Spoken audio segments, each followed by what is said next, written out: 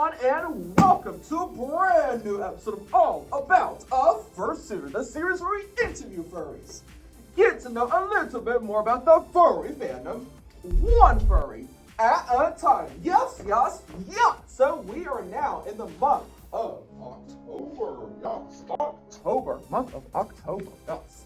This is also Halloween month, which is also a really fun month. This is like one of my favorites. I love the spooky season. Obviously, if I'm orange and black, I love it. In today's interview, we are interviewing none other than, drumroll please, Fenric the Furgotten Wolf, or Fenric Wolf. As always, we will ask Fenric 5 questions, and without further ado, let's get into it. Woo! And at question number 1, now number 1 is, what made you come up with your persona, Fenric the Furgotten Wolf? Well, first of all, thank you so much for having me. I am so excited to be here with you. Well, I'm not so sure that I necessarily chose it. It sort of just was. So when I made the decision to become a furry, I immediately just knew I was a wolf. It was like, oh yes, I'm a furry. Oh yes, I'm a wolf. And immediately following that, I was just like, oh, I am definitely the Forgotten Wolf. Because I think at that time in my life, that's really how I was feeling. I mean, I am 55 years old. So my grandparents have passed away. My parents have passed away.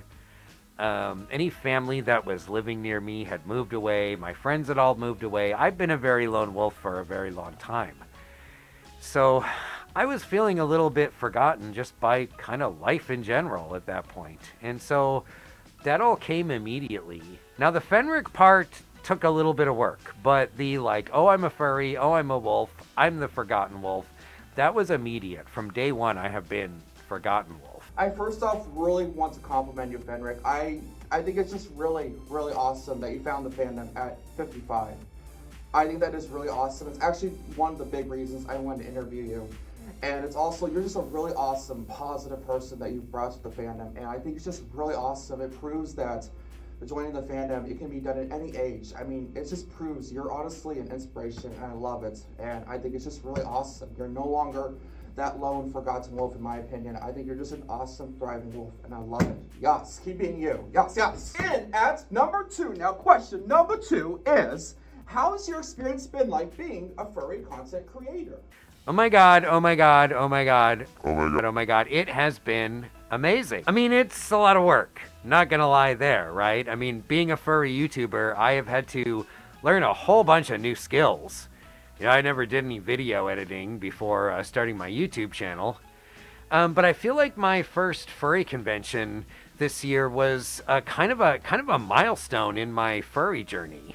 And I really feel like being a furry YouTuber is the thing that kind of propelled me, you know, kind of on the fast track to my furry journey here. So I was a little unprepared when I attended my first furry convention, which was Furlandia 2025, for the response that I was going to get from viewers and people that knew me from YouTube, that, you know, happened to recognize me at the convention.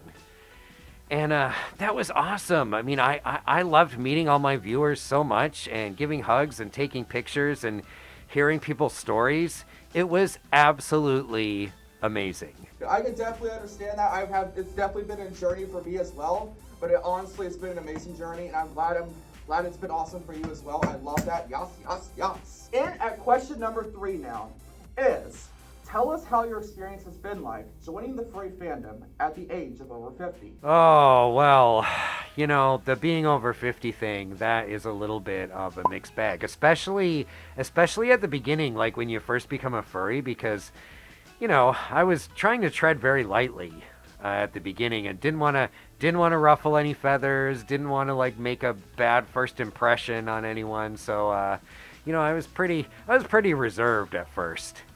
And, you know, definitely when people find out, hey, you're how old? You're 55 and you only just became a furry.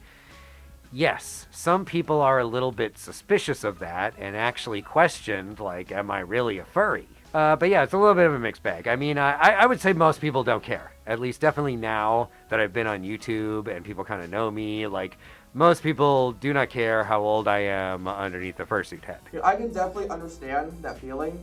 But honestly, I'm really proud of you for thriving and going through that. I think that is seriously awesome. And like I said before, you're seriously an inspiration. And it's proving that anyone in the fandom could join the fandom at whatever age, at whatever who you are. And I love that, man. Seriously. Awesome.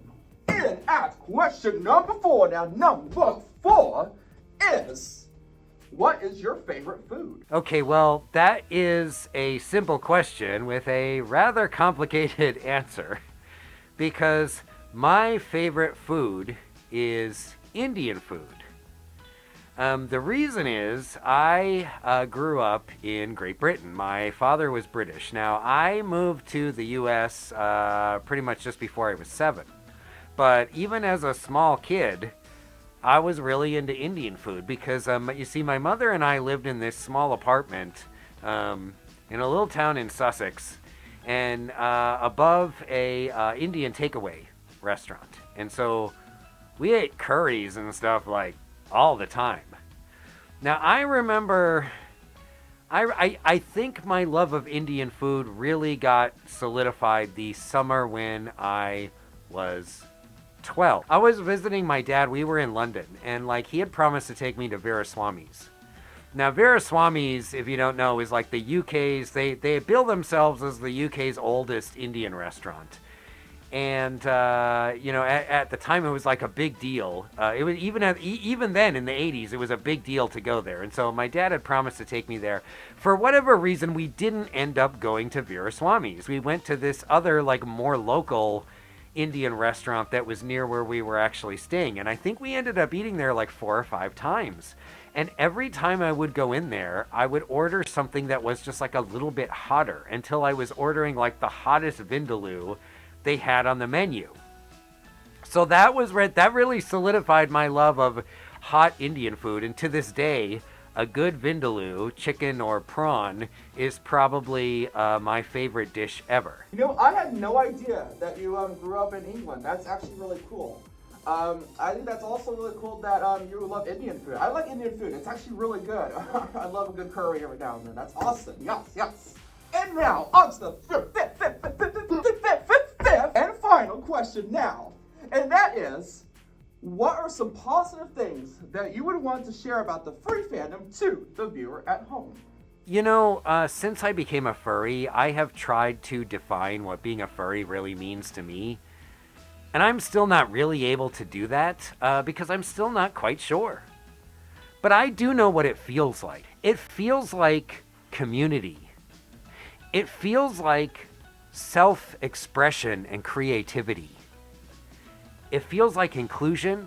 It feels like acceptance. And it feels like giving ourselves permission to have fun and be silly.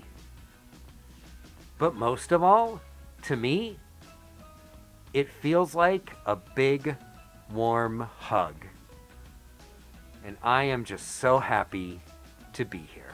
Honestly, Fenric, for someone yourself being new to the fandom, in my opinion, you could not have summarized it better. I love that.